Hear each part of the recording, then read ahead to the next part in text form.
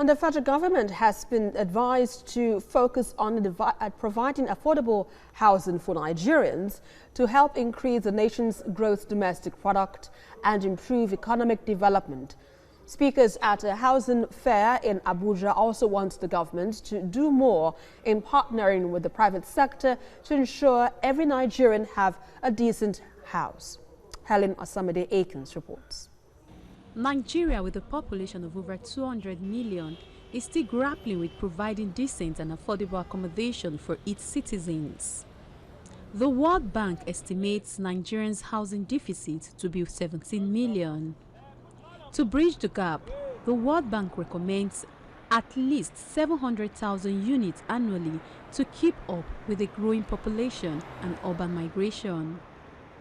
In a city like the Federal Capital Territory, an average worker may never be able to afford accommodation in the city center due to its high costs.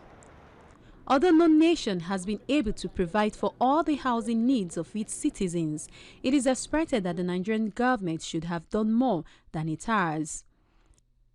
To bridge the heavy gap in the housing sector, participants at this housing fair say state and federal governments must begin to patronize infrastructure development by creating housing mortgage plans. It's very important for us to know that shelter is very key into human existence.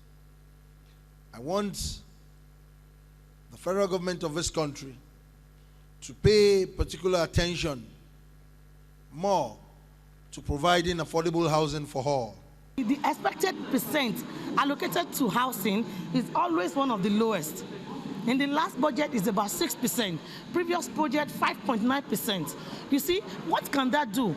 Capital projects are important, every other projects are important, but housing is key. Housing is the soul to increasing the GDP of the nation. And if mortgage is going to be worked, we need to partner with more financial institutes and come up with more mortgage system that can work.